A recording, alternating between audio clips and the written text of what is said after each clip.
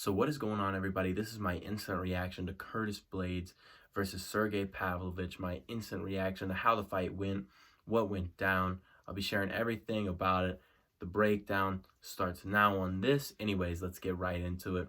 Firstly, I want to start this video off by saying my video on Joe Cordina versus Shavkat Rakimov is going to be out tomorrow. I'm going to get some sleep after this, by the way. Can't even pronounce Rakimov now.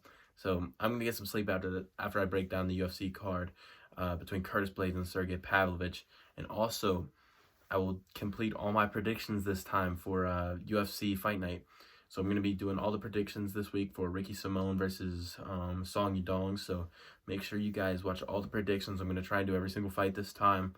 I messed up on the Max Holloway one, right? I didn't release all my predictions. And obviously for Curtis Blaydes versus Sergei Pavlovich, I didn't release any predictions. But yeah, you're gonna see my reaction to Joe Cordina versus Shavkat Rakimov and my predictions for Ricky Simon versus Song Yudong coming out in the next week. But Joe Cordina's video will be dropping tomorrow. Make sure you guys do watch. So I want to start off this Curtis Blaydes versus Sergei Pavlovich entire card breakdown. There was 11 fights, I think, on the card, and it started with Brady Hiestand versus Bagtrel Dana, which was a really weird fight. So Dana basically was winning 2 rounds of this fight. And then in the third and final round, with about a minute left, Brady pretty much takes down Dana and then gets him in a weird position and unloads some ground and pound. And the ref stops him, which, if I'm Dana, I'm going to be very ticked off with the stoppage. I didn't think the stoppage was warranted. Now, he was taking a bunch of unchecked blows. He didn't do anything to block them. So it was getting bad, but I'm sorry. I'm up 2 rounds. I think you got to let him maybe go out cold there. I'm sorry, but you don't just let him stop it with TKO. But, that is on Dana as well for not moving. So blame to go around all the way right there. That was a weird fight to start it off because he was getting pieced up, man. So anyways, Dana was winning the first round. I don't know. I don't think either of those guys are going to be that big of an issue. So, we're going to move on. Francis Marshall versus William Gomis, or Gomis, whatever you want to call him. I thought he won 29-28. I thought it was fairly obvious. He almost got choked out in the third round with about a minute left, just like Dana kind of lost in the third round. I thought it was 29-28, fairly clear. I don't know how it was a split decision. Thought they were about to rob him. Francis Marshall loses his undefeated record. I think he was 7-0.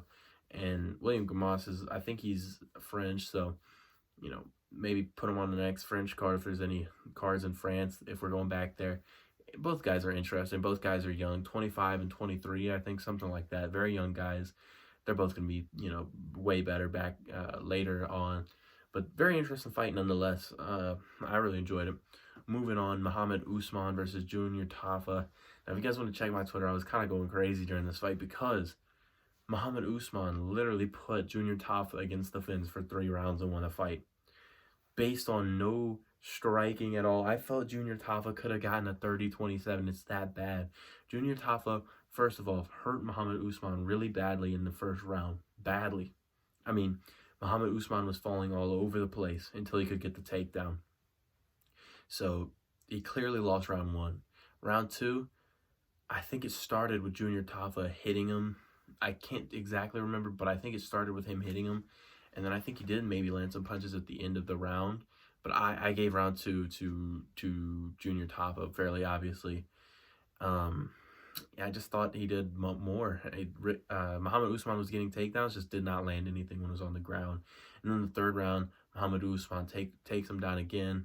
And then in the last 10 seconds, Junior Tafa lands an uppercut. And I would literally give the round to Junior Tafa for that because Muhammad Usman didn't land a thing on his back when he was on the ground. So I would have given the fight to Junior Tafa. I felt he did enough, but I was really excited for the debut of Junior Tafa and also Muhammad Usman. Both scary guys, great striking. Obviously in the Ryzen 44, I think it was, he had Junior Tafa fight on New Year's Eve. He looked really good in that fight. I was excited to see him. He's following glory. The guy's a good fighter, kickboxer. Muhammad Usman is just a scary-looking dude. He's huge, absolutely jacked. So I don't know what you do with both of these guys. I don't know how far either of these guys go. But I feel like Junior Tafa might go further. Maybe not at heavyweight, but I think light heavyweight would be good for him. I don't know. I really don't know what you do with either of these guys. Moving on to a women's flyweight or women's featherweight fight, we had Carol Rosa versus Normand Dumont. This was a weird fight, man. Norma Dumont, she was just pretty much dominant, dude. I thought Carol Rosa was gonna do all right, but Carol Rosa did not do good. So it was a fairly obviously win for Norma Dumont. I don't know. It was very obvious, unanimous decision. She outclassed her. But please don't bring Amanda Nunes back to featherweight to fight Norma Dumont, please. Please just leave it alone and just make her, I don't know, cut her from the UFC or something wild, dude. She doesn't deserve to fight Amanda Nunes. Anyways, moving on to a bantamweight fight, we had Rani Yahya versus Montel Quick Jackson. So this was actually an interesting fight, but man, I think Montel Jackson was probably the biggest favorite on the card. Rani Yahya is just old, man, 38 years old, and then Montel Jackson is just a young up-and-comer, and he just outclassed him, dude. First round knockout, fairly obvious. You know, if you're Rani Yahya, you got to think about retiring. I don't know. It's just not looking good for Rani Yahya at this point. Anyways, moving on, we had Ricky Glenn versus Christos Giagos, which was a first round KO. I think it was a left hook that did it. Not much to say about it. He just walked right into it, fairly clean. You know, not much to say about it at all. Moving on, we had Jeremiah Wells versus Matthew Semmelsberger. I thought Matthew won the fight, fairly obvious. I didn't think it was that close. I thought Jeremiah Wells was doing good with the grappling, but Matthew was literally knocking him down in 2 rounds. I easily gave this fight to Matthew. I don't know how they gave the fight to Jeremiah Wells, but you know, split decision. Moves him to 4-0 in the UFC, so I guess some people were okay with the decision, so I guess it's all right, but I wouldn't have personally done it that way.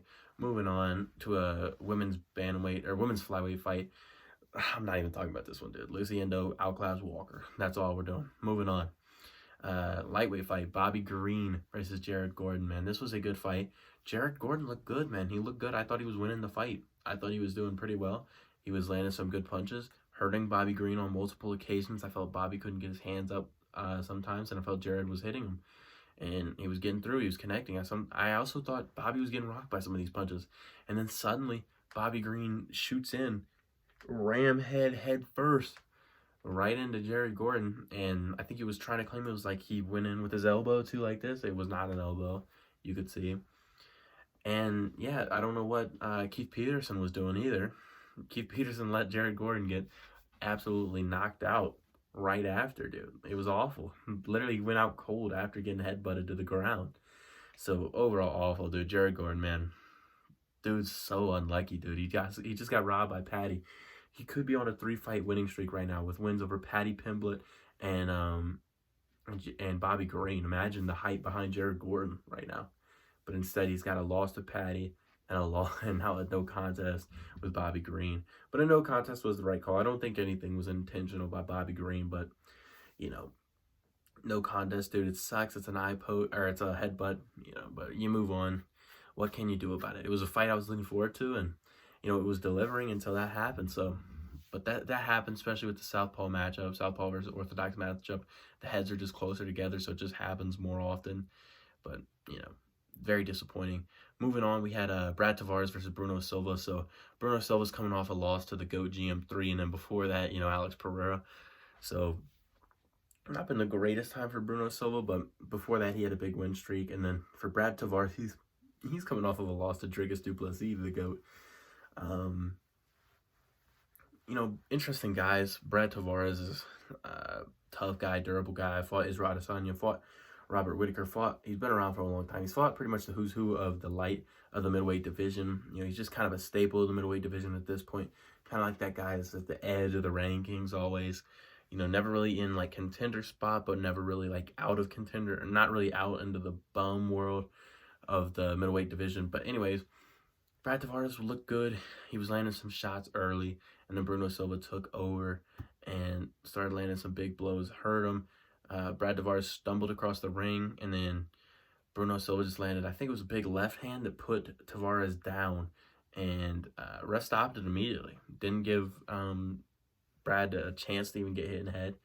So I don't know if you agree with the stoppage or not. I really don't. It was I don't personally agree with the stoppage. It was close for sure, but I think you always give a guy a chance to fight. You know, and Brad was there. He kind of recovered. He looked bad because he fell in a bad way, but I thought he was still fighting. I thought he was still good. Uh, Anyways, though, moving on, good win for Bruno Silva. Brad Tavares will recover from it just fine. Anyways, though, moving on to the main event of the evening. Curtis Razor Blaydes versus Sergei Pavlovich, man. I talked about it on TikTok, dude, if you want to follow me on there. John Monday MMA on TikTok. But Sergei Pavlovich is the real deal, man. Curtis Blaydes has only been KO'd by the best of the heavyweight division punchers. Derek Lewis, nuclear power, got KO'd by Derek Lewis. Curtis Blaydes got KO'd by Derek Lewis. Francis Ngannou, same thing. Now, in the first Ngannou fight, obviously eye injury, but you do have to give the guys that can finish Curtis Blaydes on the feet. They're dangerous punchers, man. All of them. Derek Lewis and Francis Ngannou, and now Sergei Pavlovich. He's right there in that contention of dangerous punchers that have now finished Curtis Blaydes. And Curtis looked all right, man. Curtis was punching, landed some good shots to start the fight off. And I think that's what made him to be overconfident, I think, in the rest of the fight. He started, instead of shooting in on takedowns, as he should have been, I think, from the start, he relied on the hands, which is what, some people thought he would do if he kind of falls in love with the hands. And he kind of shoots when he gets hurt, only when he gets hurt, but he should have shot from the very beginning when he was 100%. And Sergei's just got that power, man. And the dangerous part about Sergei is the man he's technical with it too. He was hurting Curtis Blaydes with the jab, not just like Francis Ngannou versus Jorginho Rosenstrike, where he's running at him, just winging shots. No, he's calculated with it, man. He's hitting crisp jabs, and the power is just there. He's technical with it. I want to see Sergei Pavlovich versus Jon Jones. I don't want to see Stipe versus Jon Jones. Is it just me? I don't know. Jon Jones versus Stipe is obviously, Stipe is obviously the greatest heavyweight champion of all time versus the greatest fighter of all time. So I know there's that storyline, but, and I know Stipe is like that guy when it comes to the heavyweight division, but I want to see him fight an upper-comer. I really do. I think that's more impressive. If you beat Sergei Pavlovich, I think people would give you much more credit than beating Stipe Miocic, because, I don't know, Sergei just seems like a power at this instant. I think, I think Stipe was a problem in the past, and even now Stipe's a problem, and he's going to present some problems to Jon Jones in terms of wrestling defense and just crisp boxing and just, being a strong heavyweight. But the prime of Stipe might not be here anymore. He's coming off that brutal KO finish to Francis Ngannou all the way back 2 years ago to Francis Ngannou. So he's coming off of a loss. It's just not that exciting to me. I would much rather see Jon Jones fight Sergei Pavlovich. So let me know what you guys think, but that's just me. For Curtis Blaydes, I don't know what you do. Maybe you do Curtis Blaydes versus Cyril Gane. Maybe that's the fight to make. I don't know. Maybe Curtis Blaydes versus Tom Aspinall again, the rematch. I don't know. You guys tell me. Anyways, interesting fight night, to say the least. A lot of fights went down, some pretty good decisions, and some stars emerged, like Sergei Pavlovich. Again, 6 first-round KOs in a row. Man's just on a roll. Seems like he can't be beaten right now, but that's why I want to see him fight Jon Jones in a title fight. Let me know what you guys thought. Amazing night of fights. It was good. What can I say? Again, Joe Cordina versus Shavkat Rakhmonov is going to be releasing tomorrow. And then all my predictions for Ricky Simon versus Song Yadong are going to be releasing all week until Saturday night, when I'll be giving my breakdown and reaction, post-fight reaction. And obviously we're going right after that. We're doing May 6th, which is a big week in combat sports. Canelo Alvarez versus John Ryder in Guadalajara, Mexico, in a stadium show. And then obviously you've got UFC 288, Aljamain Sterling versus Henry Cejudo. I'll also be doing all my predictions on all the big fights that are going down on that card as well. So we're very close to some big fights. Big fights are on the horizon. Let me know what you guys think. What fights do you want to see me break down, and what kind of content are you guys looking forward to? Because I'll try and do whatever you guys recommend. Are there any fights that I'm not mentioning too? Because I want to be up to date on all the fights right now going on in boxing and MMA.